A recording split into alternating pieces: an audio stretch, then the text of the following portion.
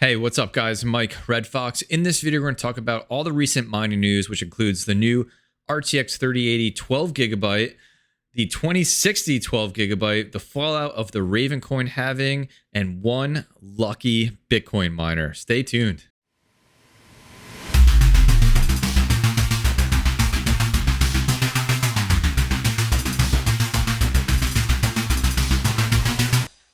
Let's get started with the NVIDIA release. Kind of snuck in there. It wasn't announced or anything, just happened. So they released an RTX 3080 12GB. And if you remember, the RTX 3080 obviously was already out, and that was a 10GB model. So this is a little bit of a upgraded model from that. And we'll see how they compare here. And really what I want to compare it to, as I'm on videocards.com, is the 3080 Ti. And so we're going to jump down to looking at the memory information. They both have 12GB. GDDR6, same 384-bit bus, same 19 gigabit per second memory clock, and bandwidth, and the TDP is the same at 350 watts. So what is difference between the 3080 12GB and the 3080 Ti? And it comes into the core information here, where the 3080 Ti should perform better on core intense algorithms. I would think it would perform better on the ProgPow based algorithms like Firo, Pow, and KawPow, but that remains to be seen. But as far as memory goes, it should perform pretty much identical, if not exactly identical, to the 3080 Ti. So some YouTubers have got these cards and tested some mining, and I'll leave links to their channels down in the description below. Tallyho Tech is one, and you can see mining Ethereum in T-Rex miner here, getting 63 megahash, we'll say, which is not good.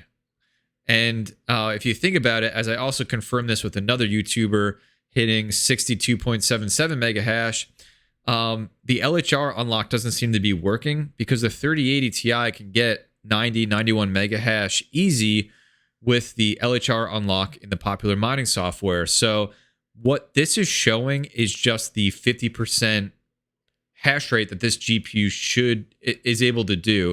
And if you remember, for the LHR information, when NVIDIA first released it, it will do half of the hash rate on Ethereum that it should be able to do. And that's what it's doing here. Theoretically, if it was fully unlocked, these GPUs would be able to perform around where a 3090 is. You're talking above 120 megahash per second. So that's why we're seeing 63 right now. That's just half of that. So we got to see if this is a driver thing. Maybe this is a new driver that has put in place, and typically when new cards come out, you can't use old drivers, you have to use the current driver. Or is this something in the mining software that has to be updated so that the LHR unlock applies to this new GPU? But as it stands right now, that's where it's at. I have seen some early numbers as far as Ravencoin performance, and it seems to be exactly on par with the 3080 Ti. Moving on from there is the 2060 12GB, which I completely forgot about this GPU. So just in case you don't know, the 2060 obviously has been out for a long time, and it was a 6GB GPU, and NVIDIA, for whatever reason, decided to re-release it and do it as a 12GB GPU, which I guess just seems to be what they're doing with all their GPUs right now, is re-releasing them with 12GB. So Dizzy Mining, shout out Dizzy Mining on YouTube, big fan. I'll leave a link to his video on this and his channel down in the description. He has one of these cards, and he did some testing on it, and you can see his results here. On the screen, GPU number 3 is the 12GB model. And you can see right now, early on in the video, hitting 33 megahash at 91 watts. And then later on in the video, it gets it up to 36, almost 37 megahash at just about 100 watts. If you do the math on this, efficiency-wise, it's not great. Comes under a 0.4 on the efficiency scale. And just to put that in perspective, the 16 series is like a 0.42, 0.43. The 30 series cards like a 0.49, 0.50. So really not great efficiency for at least Ethereum mining, which is what he tested in this video. The next thing I want to talk about is Ravencoin. So Ravencoin did its halving this week, where the block reward went from 5,000 Raven down to 2,000 Raven. And we can actually take a look at that. So I found the block, right? This is the block right here. This is the first block where the block reward went all the way down in half to 2,500 Raven. And it was 2 miners who got this block. So congrats over to 2 miners pool for hitting this first block. And then here's what happens. And some people I think were surprised on this, and we're going to take a look at this, is what happens is the profitability of Ravencoin just completely tanks. And this is what's going to happen with any coin that halves, unless there's a lot of price adjustment before that halving takes place. So there's less supply going out, less reward going out, which means less profit going out, but the hash rate at the time was staying the same. So the profit is just going to drop off a cliff. And what you see right now, if you look at the network hash rate of Ravencoin, is that happened on January 11th. And you can see this is that last week, right?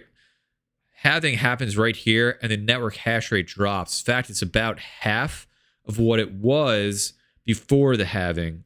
So what'll happen is the difficulty will start to catch up, and you see the difficulty drop as well. It's actually pretty low right now.